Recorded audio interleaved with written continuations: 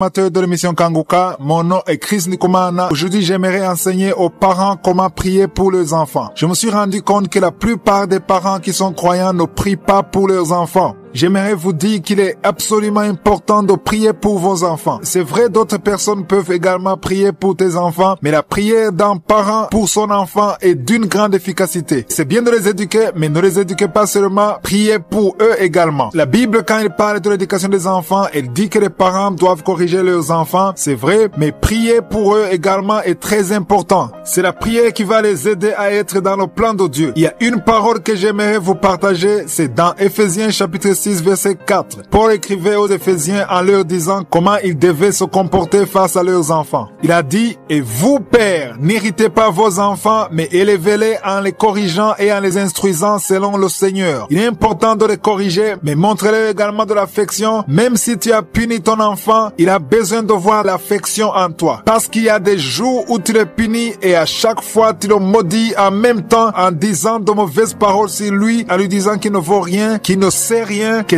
tout ce qu'il sait faire c'est dormir, etc. Quand tu prononces ce genre de paroles, il y a quelque chose que tu es en train de créer en lui. Cela peut être de la révolte ou de la colère. Et c'est ce que la Bible nous interdit de faire, car avec le temps, son attitude va se retourner contre toi parce qu'au lieu de l'aider, tu es en train de le tuer. Prie pour lui, corrige-le et montre-lui de l'affection. C'est la première chose à faire. La deuxième chose, apprenons à bénir nos enfants, car la bénédiction des parents sur les enfants a un impact considérable dans leur vie. Commence à prononcer sur lui de bonnes paroles, même s'il n'est pas en train d'évoluer comme tu le souhaites, car c'est là même que ta prière aura un impact. Tu peux prier pour ton enfant et même jeûner pour lui, mais si tu le maudis constamment, si tu lui dis qu'il ne sait rien, qu'il ne vaut rien, qu'il ne sait rien faire, qu'importe la prière que tu feras, elle n'aura aucun impact parce que tu es en train de prier pour lui et en même temps tu es en train de bloquer sa foi. Il ne pourra avoir aucune foi s'il voit que tu lui dis de mauvaises paroles et que tu lui montres que tu n'as aucun espoir concernant sa vie. La troisième chose que j'aimerais vous partager, c'est que même si tu pries pour tes enfants, ils ont également besoin d'un exemple. Ils ont besoin d'un modèle. Même si tu pries pour ton enfant et que tu le corriges, ton attitude face à lui peut soit l'encourager ou le décourager parce qu'il a besoin de s'identifier à toi. Je ne sais pas si vous l'avez déjà remarqué, même un enfant de 3 ans apprend sur ses parents. Il regarde ton attitude, comment tu réponds à son père ou à sa mère, comment vous traitez vos invités, comment vous vous comportez en situation de crise. Les parents peuvent transmettre à leurs enfants de l'amertume. C'est pour cela que j'aimerais dire aujourd'hui à tous les parents que l'attitude que nous adoptons face à nos enfants est une prédication. J'aimerais dire à chaque parent qui m'écoute en ce moment qu'il a une influence, un pouvoir, un impact considérable sur son enfant à travers les paroles qu'il prononce ainsi que la prière qu'il fait pour lui. Ton attitude a également un impact considérable, notamment pour ceux qui ont des enfants en très bas âge. Ne les laissez pas quitter la maison sans avoir prié pour eux, car nous sommes dans un monde souillé. Imposez-leur les mains, confessez des paroles de foi, bénissez-les et confiez-les entre les mains de Dieu pour que leur journée soit une journée bénie. Moi-même, je prie toujours pour mes enfants avant qu'ils sortent pour aller à l'école. Priez également pour eux avant qu'ils ne dorment la nuit. Bénissez-les et vous verrez Dieu les visiter d'une façon extraordinaire.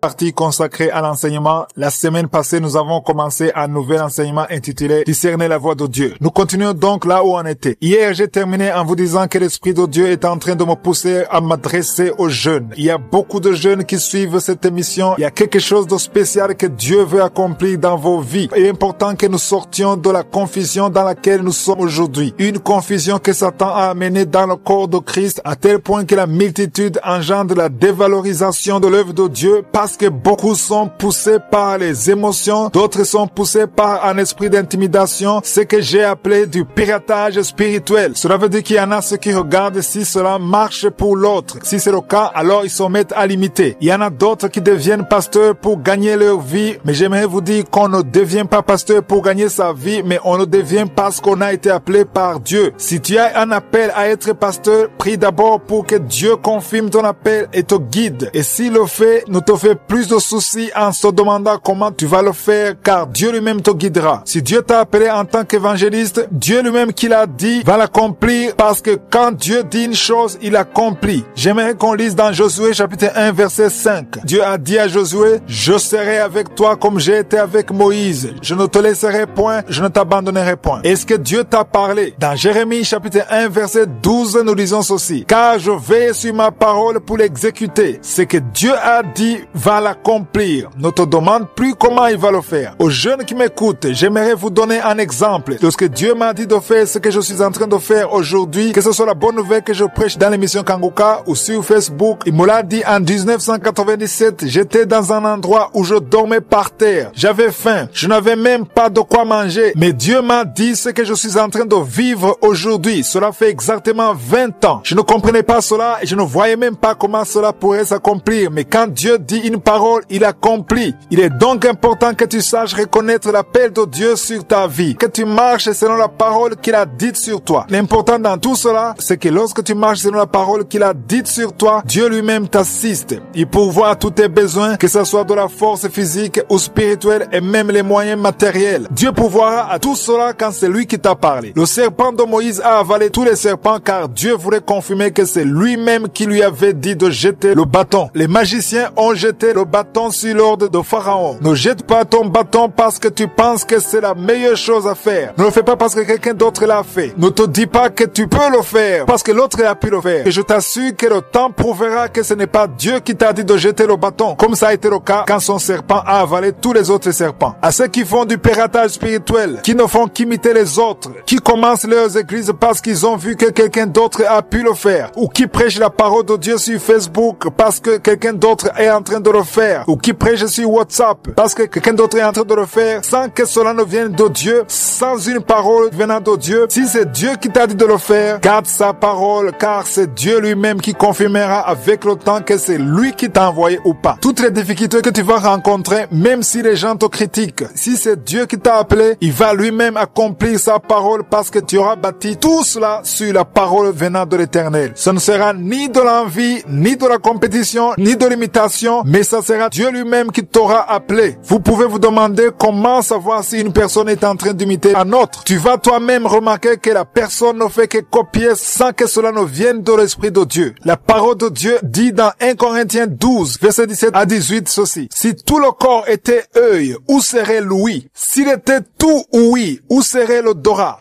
Maintenant, Dieu a placé chacun des membres dans le corps comme il a voulu. Tu ne peux pas toujours vouloir imiter le bras alors que Dieu a voulu que tu sois l'oreille. Sois ce que Dieu a voulu que tu sois pour que nous nous complétions mutuellement en tant que corps de Christ. Il est donc important de marcher selon l'appel que Dieu t'a assigné. J'aimerais dire également aux jeunes qui ne sont pas encore mariés, votre futur partenaire est dans le plan de Dieu. Je le répète, ton partenaire, Dieu l'a prévu dans son plan. Si tu crois à la parole de Dieu qui se trouve dans Jérémie 29:11 qui dit « Je connais les projets que j'ai formés sur vous, dit l'Éternel, projets de paix et non de malheur, afin de vous donner un avenir et de l'espérance. » Dieu connaît tous les projets qu'il a pour toi. Ce n'est pas uniquement l'œuvre de Dieu ou le business, mais c'est également le mariage, ton mari ou bien ta femme. Tout ceci fait partie des projets que Dieu a pour ta vie. J'aimerais vous montrer que quand vous priez, Dieu vous entend. Ce n'est pas un Dieu qui n'entend pas, au contraire, il entend très bien. La Bible nous dit que son oreille n'est pas trop dur pour entendre. C'est dans Ésaïe 59 verset 1. Dieu nous entend chaque fois que nous prions dans le nom de Jésus. Toute prière faite en esprit et en vérité au nom de Jésus est entendue au ciel. Il y a un passage biblique que j'aimerais partager avec vous. C'est dans Marc 11 24.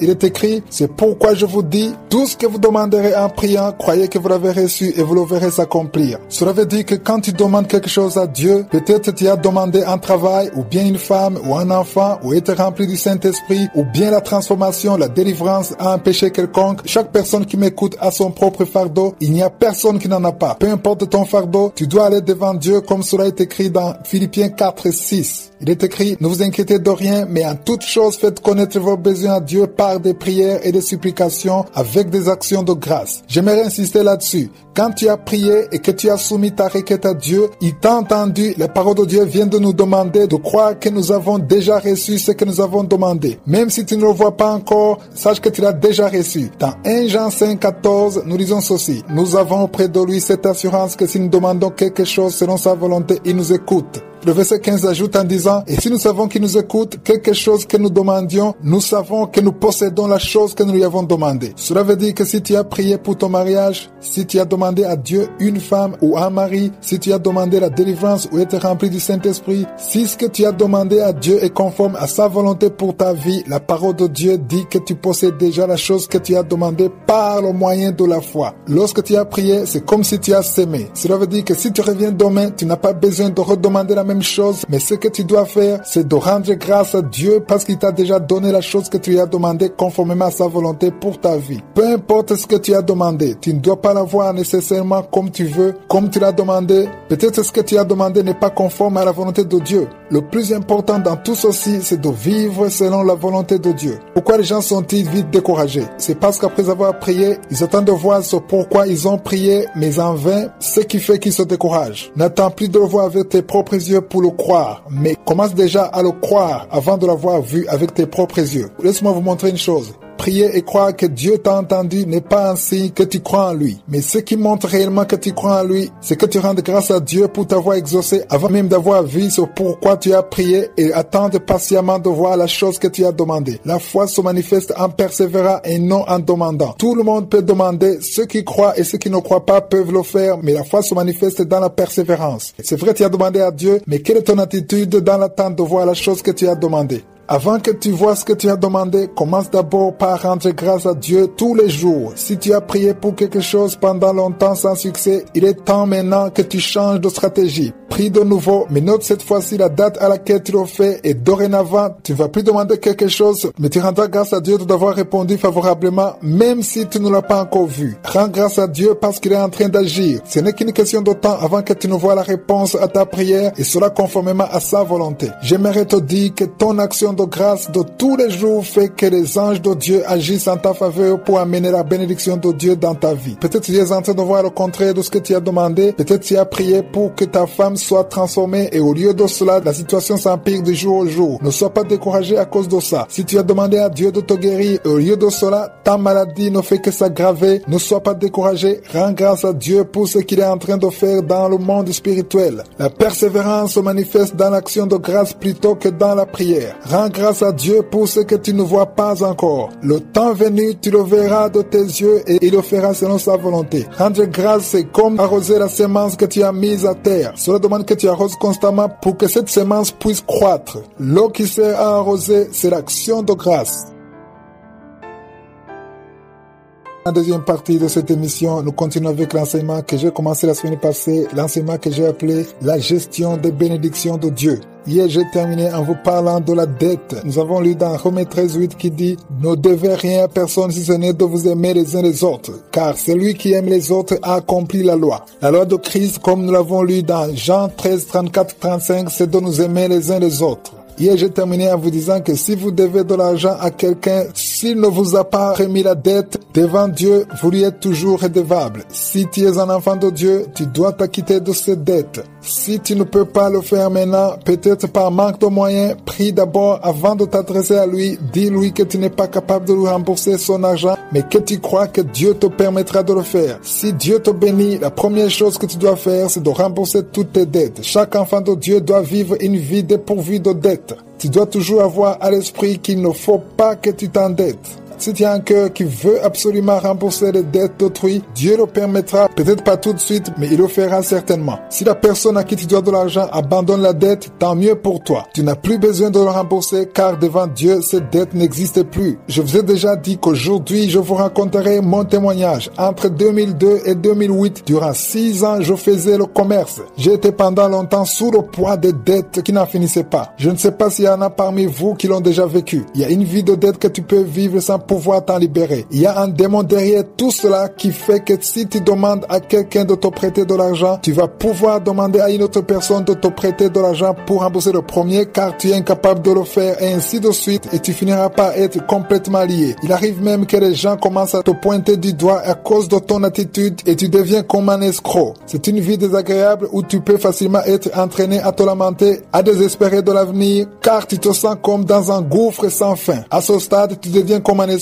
alors que tu n'es pas un escroc. Tu commences à promettre à la personne de lui rembourser son argent dans une semaine ou dans un mois et il arrive que tu ne le fais pas parce que tout simplement tu n'as pas les moyens de le faire. Cette personne-là croira que tu es un menteur ou un escroc. Il y en a même qui choisissent de vivre une vie de mensonge. Ils se cachent tout le temps parce qu'ils ne peuvent plus faire face aux gens. Réveillons-nous et soyons délivrés d'une vie remplie de dettes. De nos jours, même les églises s'endettent. Elles prennent des dettes soi-disant pour payer le matériel destiné à servir l'église à tel point que même la maison de Dieu est louée à crédit. Je vous ai déjà dit qu'il y a des gens qui prennent des crédits pour soutenir l'œuvre de Dieu, des crédits pour soutenir les serviteurs de Dieu. Je vous assure que nous avons besoin d'une autre mentalité. Nous devons comprendre qu'il nous faut donner dans les bénédictions que Dieu nous a accordées. J'aimerais vous partager maintenant le verset qui m'a libéré. Si tu vis une telle situation, ce verset pourra t'aider. C'est dans 2 Corinthiens 8, verset 12. Il est écrit, la bonne volonté quand elle existe est agréable en raison de ce qu'elle peut avoir à sa disposition et non de ce qu'elle n'a pas. Tu dois faire du bien aux autres en usant de ce que Dieu t'a donné et non en raison de ce que tu n'as pas. Ce verset m'a libéré. Je suis allé devant Dieu et j'ai dit à Dieu que désormais, il fallait qu'il m'aide à donner dans ce que j'ai et non pas dans ce que je n'ai pas. Depuis ce jour, je me suis repenti et c'était vers la fin de l'année 2008. J'ai dit à Dieu que je suis désormais libre et libéré d'une vie de dette. J'ai promis à Dieu de rembourser à toutes les personnes à qui je devais de l'argent si jamais il me permettait de le faire, mais j'avais pris la ferme résolution de ne plus m'endetter s'il faut que je meure de faim, qu'il en soit ainsi, mais j'ai décidé de ne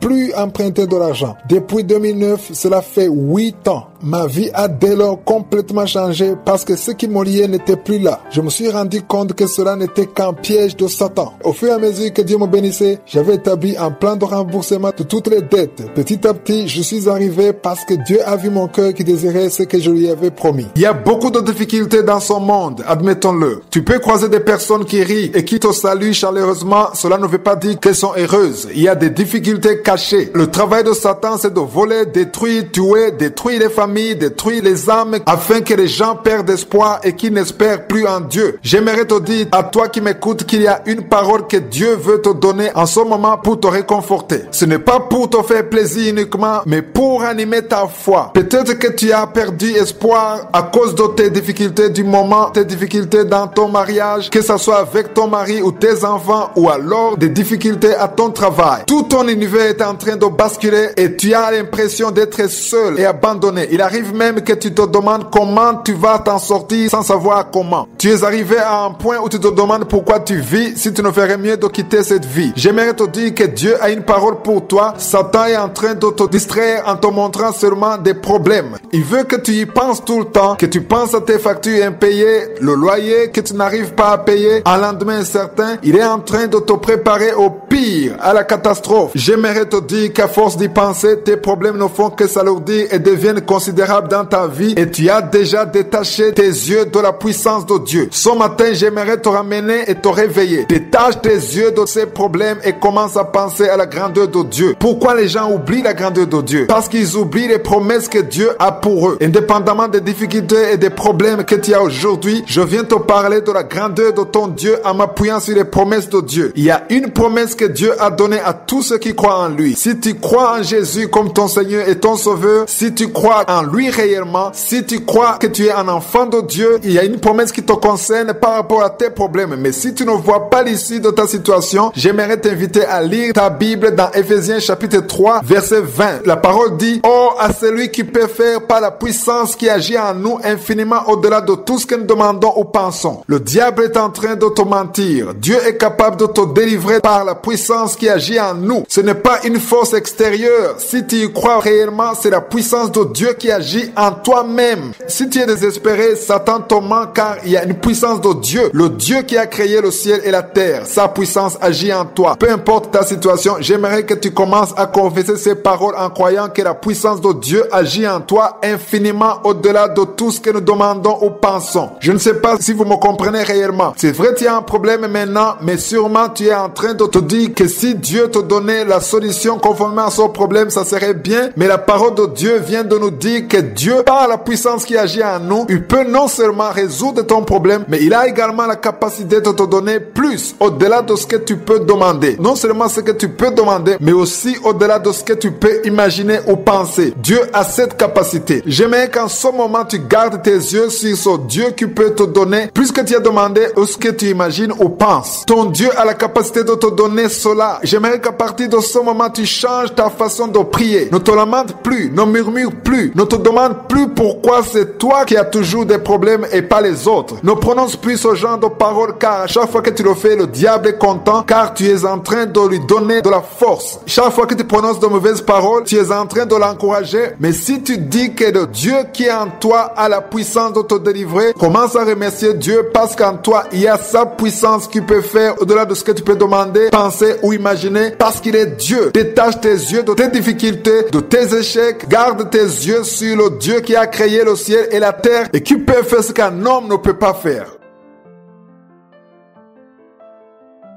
Nous continuons avec l'enseignement que nous avons commencé hier, que j'ai intitulé « Discerner la voix de Dieu ». Pour pouvoir discerner la voix de Dieu, il faut savoir qu'il y a beaucoup de voix. Il y a la voix de Satan, les voix démoniaques, les voix qui proviennent de notre nature charnelle, ainsi que la voix de notre Dieu. Ce qui est important à savoir, c'est que tu peux discerner la voix de Dieu malgré la multitude de voix que l'on entend. Quand je parle de discerner ou d'entendre la voix de Dieu, il ne s'agit pas d'une voix audible comme c'est le cas maintenant pour vous qui êtes en train de m'écouter. C'est vrai, Dieu peut te parler de cette manière, mais souvent Dieu nous parle à travers nos cœurs. Une voix à l'intérieur de soi. Une voix qui te dit fais ceci ou cela. C'est-à-dire que tu sens à l'intérieur même de toi l'envie de faire cette chose, mais cela ne veut pas dire que chaque fois que tu as envie de faire une chose, cela vient nécessairement de Dieu. C'est pour cela qu'il est important que tu saches quand c'est Dieu qui parle ou quand ce n'est pas lui. Nous apprendrons beaucoup de cet enseignement, notamment la façon dont Dieu nous parle directement ou bien comment il peut passer par les autres pour nous parler. Nous parlerons de prophétie quand nous pouvons discerner si une prophétie vient de Dieu ou pas. Nous avons vu la parole que Dieu lui-même a adressée à Adam en lui disant ceci: tu mangeras de tous les arbres sauf un seul qui se trouvait au milieu du jardin. La parole de Dieu était claire, mais aujourd'hui nous allons lire dans Genèse chapitre 3 pour savoir comment la voix de Satan vient semer la confusion. Chaque fois la voix de Satan vient combattre la voix de Dieu. Il est important de savoir détecter quand il s'agit de la voix de Satan qui vient combattre la voix de Dieu. La première chose que j'aimerais qu'on comprenne, c'est que Satan connaît la voix de Dieu. Quand Dieu a parlé à Adam, Satan écoutait la conversation. J'aimerais aussi te dire que même si tu connais beaucoup de versets bibliques, Satan connaît mieux la Bible que toi. Il connaît tous les versets, toutes les promesses que Dieu t'a données dans la Bible. C'est pour cela qu'il a choisi de s'opposer au plan de Dieu. Deuxièmement, j'aimerais que tu saches que Satan connaît tes points faibles. Il sait ce que tu aimes. Il y a des choses même avec lesquelles il ne peut même pas essayer de te faire chuter. Il peut essayer avec les autres. Cela dépend de tes faiblesses. Il connaît tes points faibles. Il peut soit tenter certains avec de la drogue, les autres avec l'adultère ou bien le meurtre, mais lui connaît parfaitement ton point faible et c'est là qu'il va se concentrer. C'est donc pour cela qu'il faut connaître la provenance de la voix que tu entends. Troisièmement, il connaît nos ambitions charnelles et souvent sa voix est conforme à ce que veut notre chair. Lisons donc comment Satan est passé par le serpent dans Genèse chapitre 3 verset 1. Il est dit: le serpent était le plus rusé de tous les animaux des champs que l'Éternel avait fait. Il dit à la femme: Dieu a-t-il réellement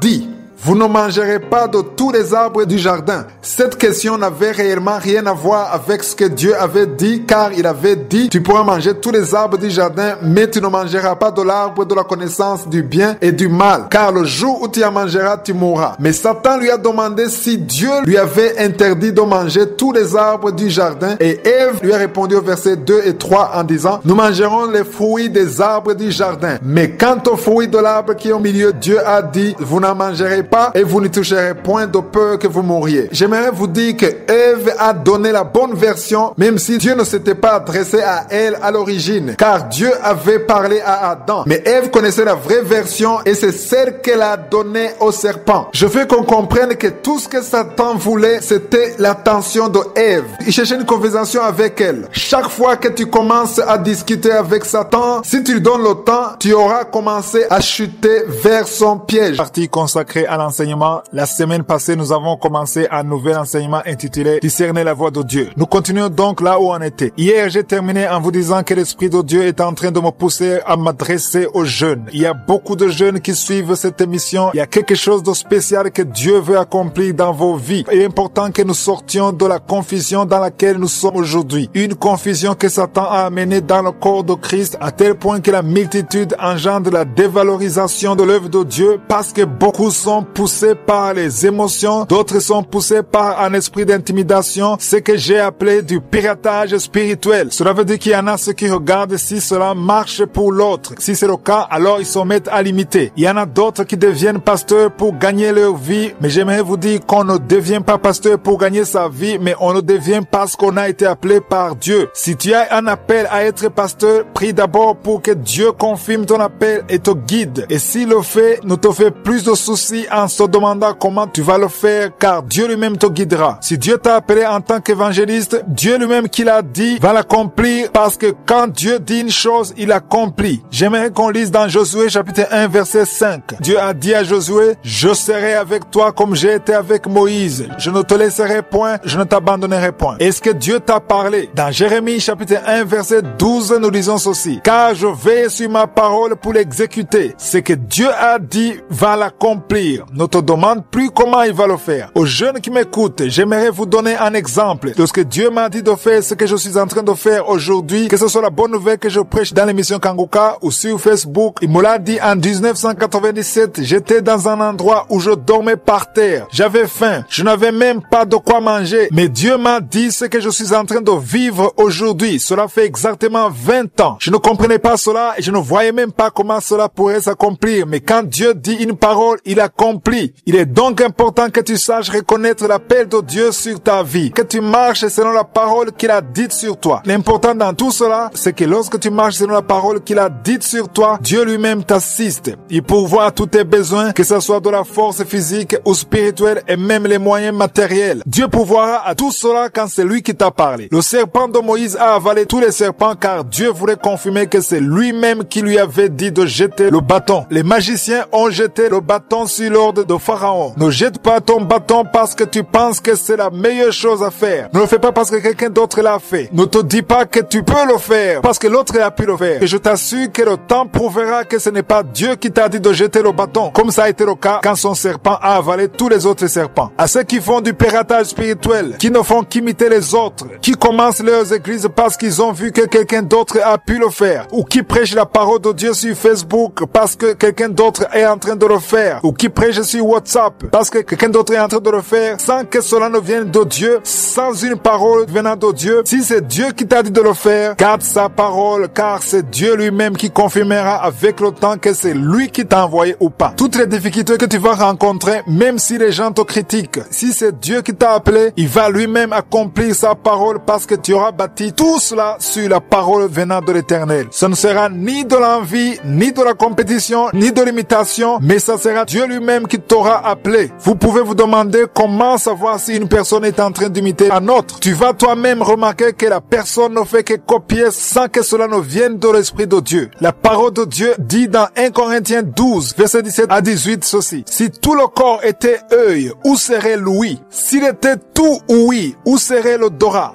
Maintenant, Dieu a placé chacun des membres dans le corps comme il a voulu. Tu ne peux pas toujours vouloir imiter le bras alors que Dieu a voulu que tu sois l'oreille. Sois ce que Dieu a voulu que tu sois pour que nous nous complétions mutuellement en tant que corps de Christ. Il est donc important de marcher selon l'appel que Dieu t'a assigné. J'aimerais dire également aux jeunes qui ne sont pas encore mariés, votre futur partenaire est dans le plan de Dieu. Je le répète, ton partenaire, Dieu l'a prévu dans son plan. Si tu crois à la parole de Dieu qui se trouve dans Jérémie Jérémie 29:11 qui dit « Je connais les projets que j'ai formés sur vous, dit l'Éternel, projets de paix et non de malheur, afin de vous donner un avenir et de l'espérance. » Dieu connaît tous les projets qu'il a pour toi. Ce n'est pas uniquement l'œuvre de Dieu ou le business, mais c'est également le mariage, ton mari ou bien ta femme. Tout ceci fait partie des projets que Dieu a pour ta vie. J'aimerais vous montrer que quand vous priez, Dieu vous entend. Ce n'est pas un Dieu qui n'entend pas, au contraire, il entend très bien. La Bible nous dit que son oreille n'est pas trop dure pour entendre. C'est dans Ésaïe 59, verset 1. Dieu nous entend chaque fois que nous prions dans le nom de Jésus. Toute prière faite en esprit et en vérité au nom de Jésus est entendue au ciel. Il y a un passage biblique que j'aimerais partager avec vous. C'est dans Marc 11, 24.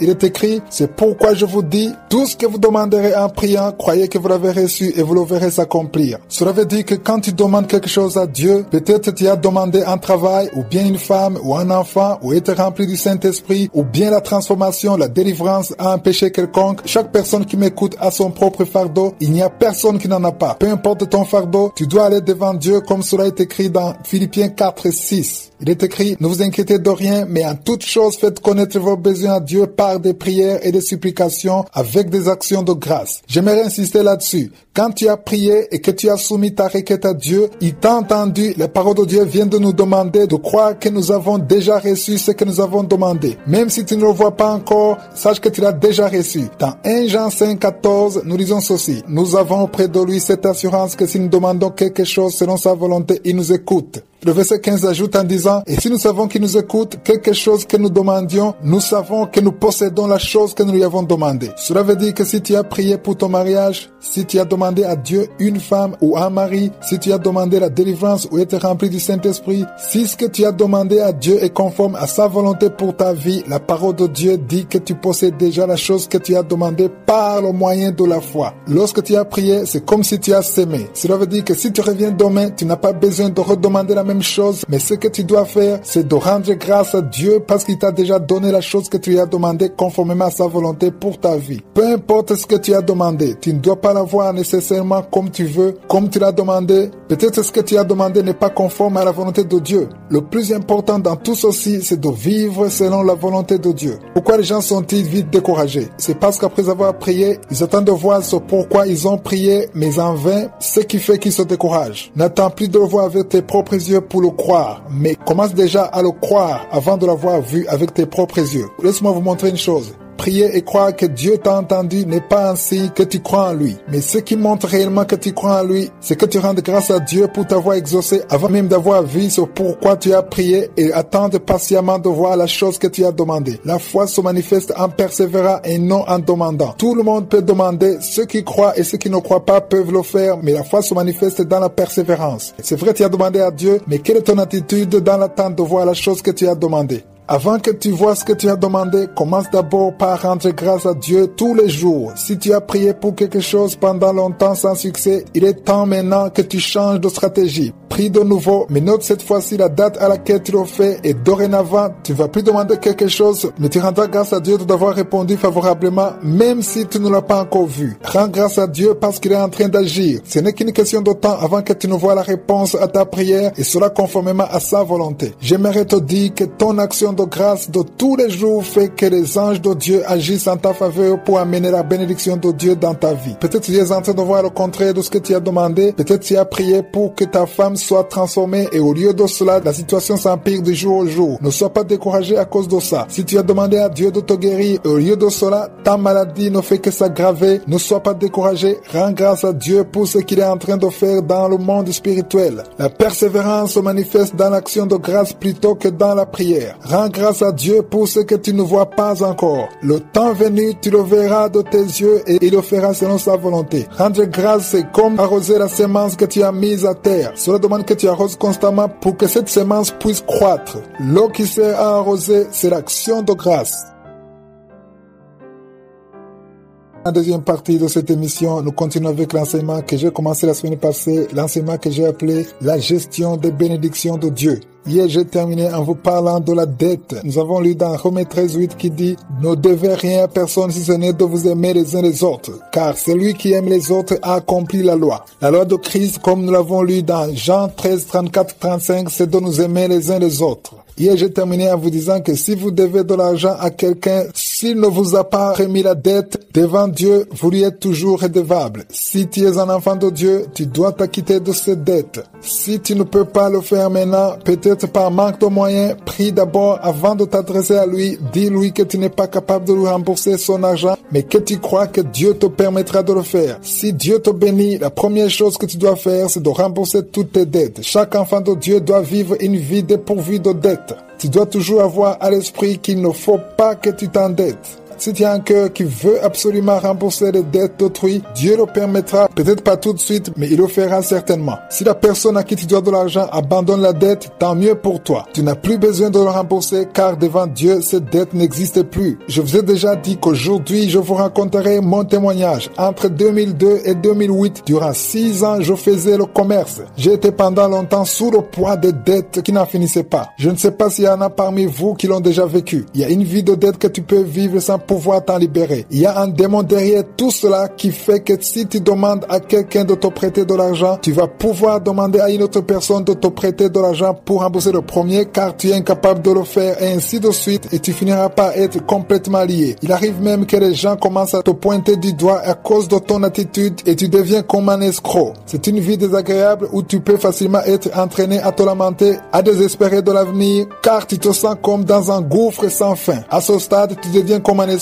alors que tu n'es pas un escroc. Tu commences à promettre à la personne de lui rembourser son argent dans une semaine ou dans un mois et il arrive que tu ne le fais pas parce que tout simplement tu n'as pas les moyens de le faire. Cette personne-là croira que tu es un menteur ou un escroc. Il y en a même qui choisissent de vivre une vie de mensonge. Ils se cachent tout le temps parce qu'ils ne peuvent plus faire face aux gens. Réveillons-nous et soyons délivrés d'une vie remplie de dettes. De nos jours, même les églises s'endettent. Elles prennent des dettes soi-disant pour payer le matériel destiné à servir l'église à tel point que même la maison de Dieu est louée à crédit. Je vous ai déjà dit qu'il y a des gens qui prennent des crédits pour soutenir l'œuvre de Dieu, des crédits pour soutenir les serviteurs de Dieu. Je vous assure que nous avons besoin d'une autre mentalité. Nous devons comprendre qu'il nous faut donner dans les bénédictions que Dieu nous a accordées. J'aimerais vous partager maintenant le verset qui m'a libéré. Si tu vis une telle situation, ce verset pourra t'aider. C'est dans 2 Corinthiens 8, verset 12. Il est écrit « La bonne volonté quand elle existe est agréable en raison de ce qu'elle peut avoir à sa disposition et non de ce qu'elle n'a pas. Tu dois faire du bien aux autres en usant de ce que Dieu t'a donné et non en raison de ce que tu n'as pas. » Ce verset m'a libéré. Je suis allé devant Dieu et j'ai dit à Dieu que désormais, il fallait qu'il m'aide à donner dans ce que j'ai et non pas dans ce que je n'ai pas. Depuis ce jour, je me suis repenti et c'était vers la fin de l'année 2008. J'ai dit à Dieu que je suis désormais libre et libéré d'une vie de dette. J'ai promis à Dieu de rembourser à toutes les personnes à qui je devais de l'argent si jamais il me permettait de le faire, mais j'avais pris la ferme résolution de ne plus m'endetter s'il faut que je meure de faim, qu'il en soit ainsi, mais j'ai décidé de ne plus emprunter de l'argent. Depuis 2009, cela fait 8 ans. Ma vie a dès lors complètement changé parce que ce qui me liait n'était plus là. Je me suis rendu compte que cela n'était qu'un piège de Satan. Au fur et à mesure que Dieu me bénissait, j'avais établi un plan de remboursement de toutes les dettes. Petit à petit, je suis arrivé parce que Dieu a vu mon cœur qui désirait ce que je lui avais promis. Il y a beaucoup de difficultés dans son monde, admettons-le. Tu peux croiser des personnes qui rient et qui te saluent chaleureusement, cela ne veut pas dire qu'elles sont heureuses. Il y a des difficultés cachées. Le travail de Satan, c'est de voler, détruire, tuer, détruire les familles, détruire les âmes, afin que les gens perdent espoir et qu'ils n'espèrent plus en Dieu. J'aimerais te dire, à toi qui m'écoutes, qu'il y a une parole que Dieu veut te donner en ce moment pour te réconforter. Ce n'est pas pour te faire plaisir uniquement, mais pour animer ta foi. Peut-être que tu as perdu espoir à cause de tes difficultés du moment, tes difficultés dans ton mariage, que ce soit avec ton mari ou tes enfants, ou alors des difficultés à ton travail. Tout ton univers est en train de basculer et tu as l'impression d'être seul et abandonné. Il Il arrive même que tu te demandes comment tu vas t'en sortir sans savoir comment. Tu es arrivé à un point où tu te demandes pourquoi tu vis si tu ne ferais mieux de quitter cette vie. J'aimerais te dire que Dieu a une parole pour toi. Satan est en train de te distraire en te montrant seulement des problèmes. Il veut que tu y penses tout le temps, que tu penses à tes factures impayées, le loyer que tu n'arrives pas à payer, un lendemain incertain. Il est en train de te préparer au pire, à la catastrophe. J'aimerais te dire qu'à force d'y penser, tes problèmes ne font que s'alourdir et deviennent considérables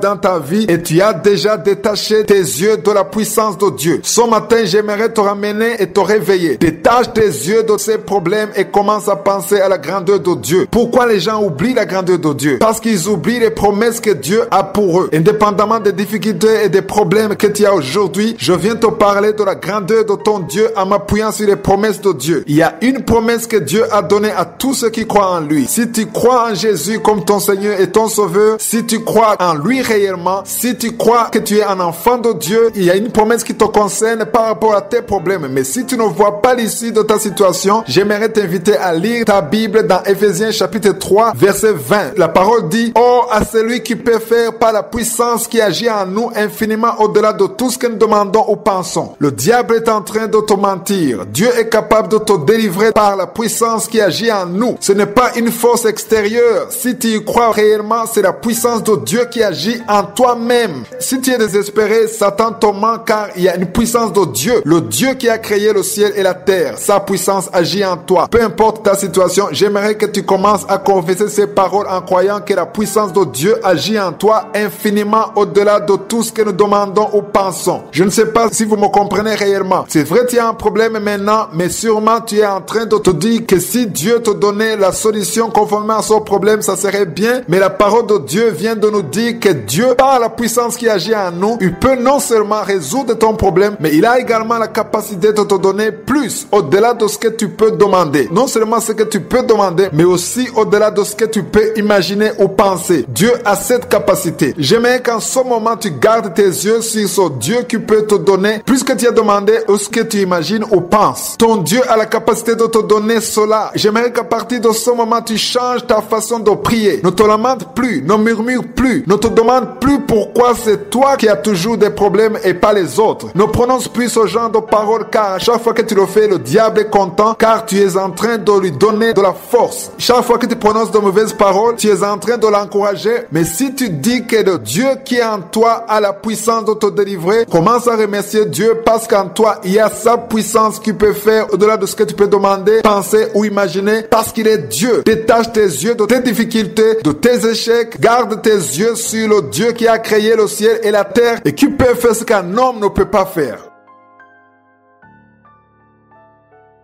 Nous continuons avec l'enseignement que nous avons commencé hier, que j'ai intitulé « Discerner la voix de Dieu ». Pour pouvoir discerner la voix de Dieu, il faut savoir qu'il y a beaucoup de voix. Il y a la voix de Satan, les voix démoniaques, les voix qui proviennent de notre nature charnelle, ainsi que la voix de notre Dieu. Ce qui est important à savoir, c'est que tu peux discerner la voix de Dieu malgré la multitude de voix que l'on entend. Quand je parle de discerner ou d'entendre la voix de Dieu, il ne s'agit pas d'une voix audible comme c'est le cas maintenant pour vous qui êtes en train de m'écouter. C'est vrai, Dieu peut te parler de cette manière, mais souvent Dieu nous parle à travers nos cœurs. Une voix à l'intérieur de soi. Une voix qui te dit fais ceci ou cela. C'est-à-dire que tu sens à l'intérieur même de toi l'envie de faire cette chose, mais cela ne veut pas dire que chaque fois que tu as envie de faire une chose, cela vient nécessairement de Dieu. C'est pour cela qu'il est important que tu saches quand c'est Dieu qui parle ou quand ce n'est pas lui. Nous apprendrons beaucoup de cet enseignement, notamment la façon dont Dieu nous parle directement ou bien comment il peut passer par les autres pour nous parler. Nous parlerons de prophétie quand nous pouvons discerner si une prophétie vient de Dieu ou pas. Nous avons vu la parole que Dieu lui-même a adressée à Adam en lui disant ceci: tu mangeras de tous les arbres sauf un seul qui se trouvait au milieu du jardin. La parole de Dieu était claire, mais aujourd'hui nous allons lire dans Genèse chapitre 3 pour savoir comment la voix de Satan vient semer la confusion. Chaque fois la voix de Satan vient combattre la voix de Dieu. Il est important de savoir détecter quand il s'agit de la voix de Satan qui vient combattre la voix de Dieu. La première chose que j'aimerais qu'on comprenne, c'est que Satan connaît la voix de Dieu. Quand Dieu a parlé à Adam, Satan écoutait la conversation. J'aimerais aussi te dire que même si tu connais beaucoup de versets bibliques, Satan connaît mieux la Bible que toi. Il connaît tous les versets, toutes les promesses que Dieu t'a données dans la Bible. C'est pour cela qu'il a choisi de s'opposer au plan de Dieu. Deuxièmement, j'aimerais que tu saches que Satan connaît tes points faibles. Il sait ce que tu aimes. Il y a des choses même avec lesquelles il ne peut même pas essayer de te faire chuter. Il peut essayer avec les autres. Cela dépend de tes faiblesses. Il connaît tes points faibles. Il peut soit tenter certains avec de la drogue, les autres avec l'adultère ou bien le meurtre, mais lui connaît parfaitement ton point faible et c'est là qu'il va se concentrer. C'est donc pour cela qu'il faut connaître la provenance de la voix que tu entends. Troisièmement, il connaît nos ambitions charnelles et souvent sa voix est conforme à ce que veut notre chair. Lisons donc comment Satan est passé par le serpent dans Genèse chapitre 3 verset 1. Il est dit, le serpent était le plus rusé de tous les animaux des champs que l'Éternel avait fait. Il dit à la femme, Dieu a-t-il réellement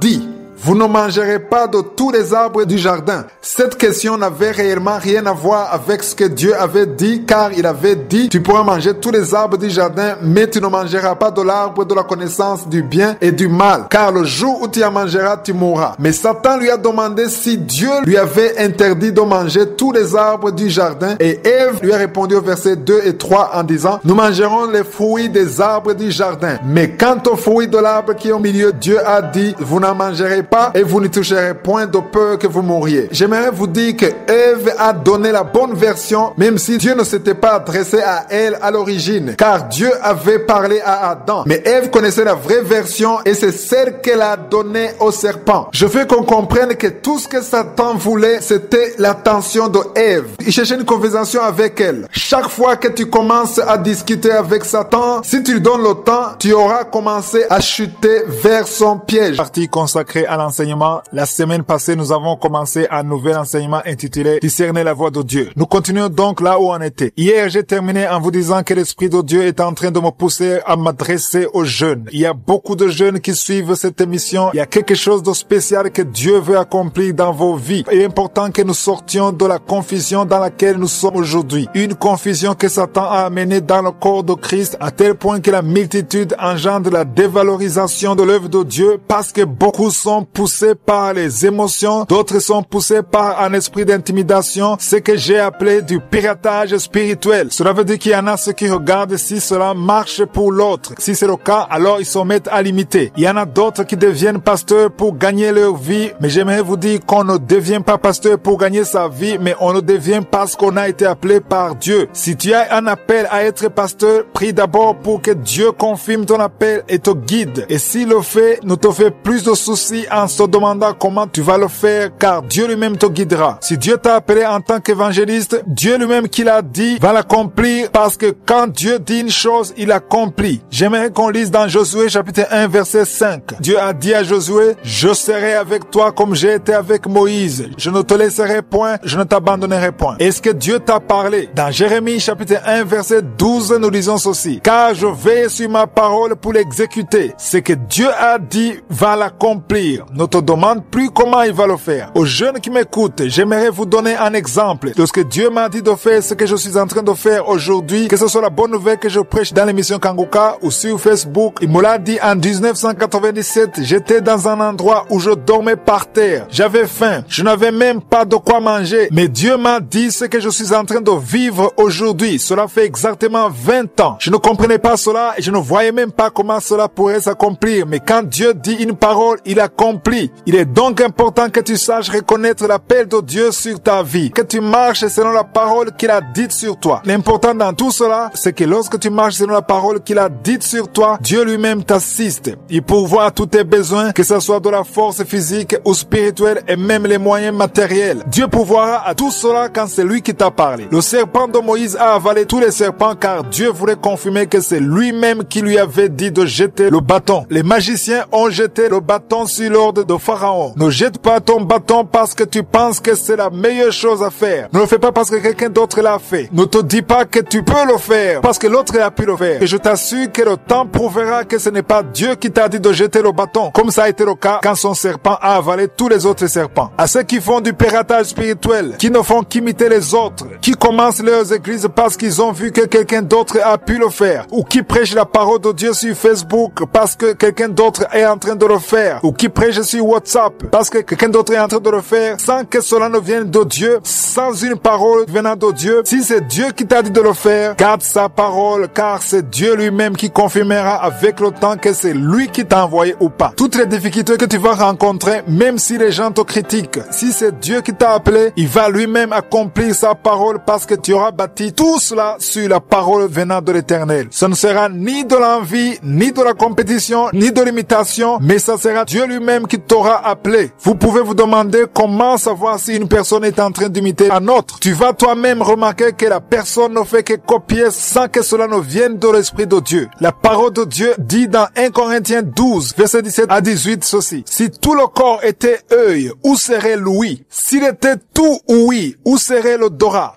Maintenant, Dieu a placé chacun des membres dans le corps comme il a voulu. Tu ne peux pas toujours vouloir imiter le bras alors que Dieu a voulu que tu sois l'oreille. Sois ce que Dieu a voulu que tu sois pour que nous nous complétions mutuellement en tant que corps de Christ. Et donc important de marcher selon l'appel que Dieu t'a assigné. J'aimerais dire également aux jeunes qui ne sont pas encore mariés, votre futur partenaire est dans le plan de Dieu. Je le répète, ton partenaire, Dieu l'a prévu dans son plan. Si tu crois à la parole de Dieu qui se trouve dans Jérémie 29:11 qui dit « Je connais les projets que j'ai formés sur vous, dit l'Éternel, projets de paix et non de malheur, afin de vous donner un avenir et de l'espérance. » Dieu connaît tous les projets qu'il a pour toi. Ce n'est pas uniquement l'œuvre de Dieu ou le business, mais c'est également le mariage, ton mari ou bien ta femme. Tout ceci fait partie des projets que Dieu a pour ta vie. J'aimerais vous montrer que quand vous priez, Dieu vous entend. Ce n'est pas un Dieu qui n'entend pas, au contraire, il entend très bien. La Bible nous dit que son oreille n'est pas trop dur pour entendre. C'est dans Ésaïe 59 verset 1. Dieu nous entend chaque fois que nous prions dans le nom de Jésus. Toute prière faite en esprit et en vérité au nom de Jésus est entendue au ciel. Il y a un passage biblique que j'aimerais partager avec vous. C'est dans Marc 11 24.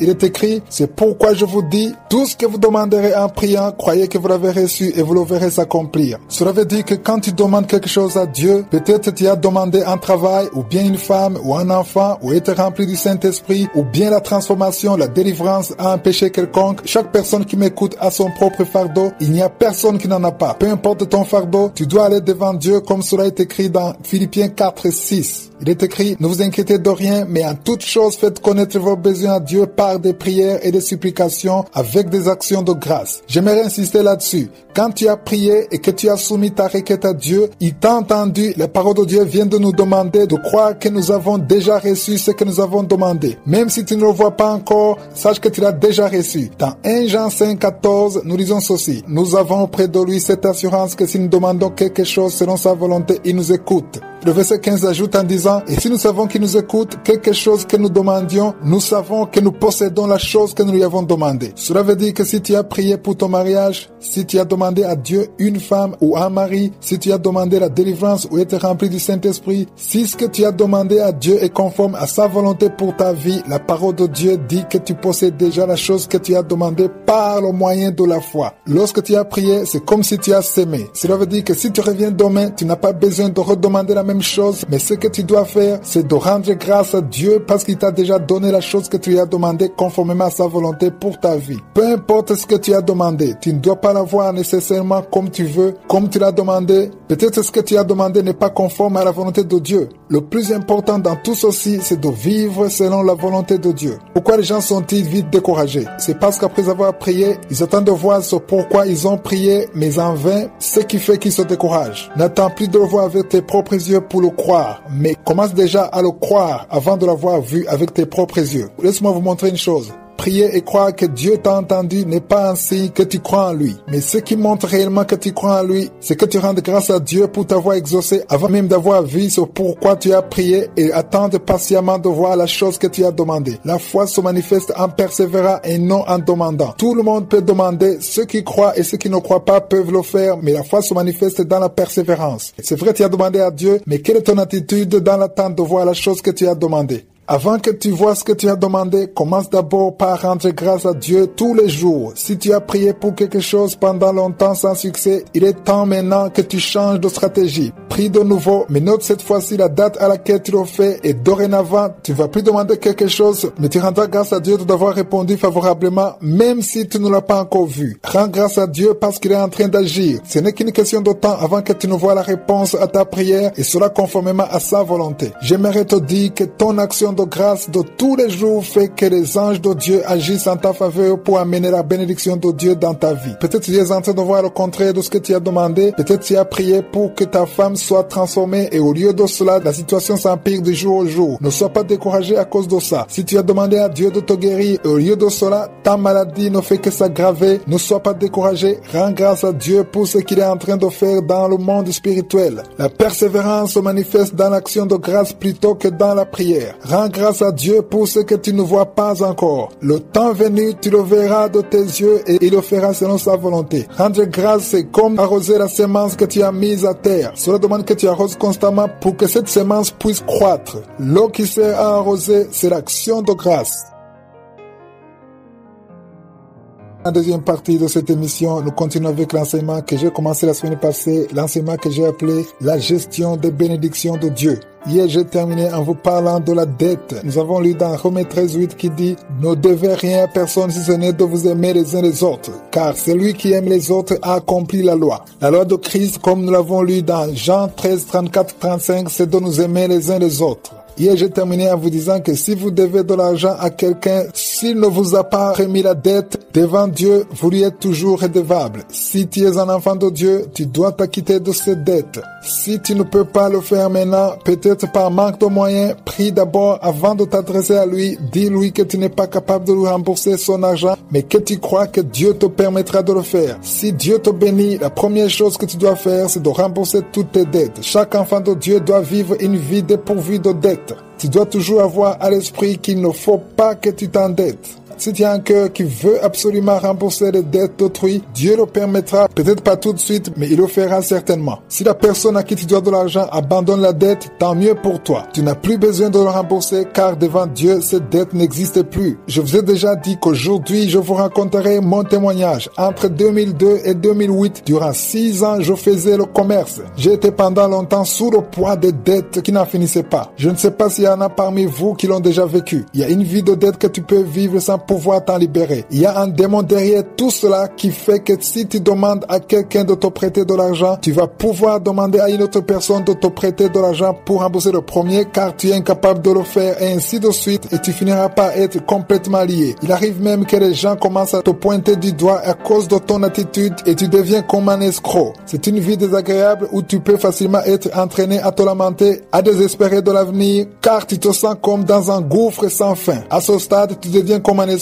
alors que tu n'es pas un escroc. Tu commences à promettre à la personne de lui rembourser son argent dans une semaine ou dans un mois et il arrive que tu ne le fais pas parce que tout simplement tu n'as pas les moyens de le faire. Cette personne-là croira que tu es un menteur ou un escroc. Il y en a même qui choisissent de vivre une vie de mensonge. Ils se cachent tout le temps parce qu'ils ne peuvent plus faire face aux gens. Réveillons-nous et soyons délivrés d'une vie remplie de dettes. De nos jours, même les églises s'endettent. Elles prennent des dettes soi-disant pour payer le matériel destiné à servir l'église à tel point que même la maison de Dieu est louée à crédit. Je vous ai déjà dit qu'il y a des gens qui prennent des crédits pour soutenir l'œuvre de Dieu, des crédits pour soutenir les serviteurs de Dieu. Je vous assure que nous avons besoin d'une autre mentalité. Nous devons comprendre qu'il nous faut donner dans les bénédictions que Dieu nous a accordées. J'aimerais vous partager maintenant le verset qui m'a libéré. Si tu vis une telle situation, ce verset pourra t'aider. C'est dans 2 Corinthiens 8, verset 12. 12. Il est écrit, la bonne volonté quand elle existe est agréable en raison de ce qu'elle peut avoir à sa disposition et non de ce qu'elle n'a pas. Tu dois faire du bien aux autres en usant de ce que Dieu t'a donné et non en raison de ce que tu n'as pas. Ce verset m'a libéré. Je suis allé devant Dieu et j'ai dit à Dieu que désormais, il fallait qu'il m'aide à donner dans ce que j'ai et non pas dans ce que je n'ai pas. Depuis ce jour, je me suis repenti et c'était vers la fin de l'année 2008.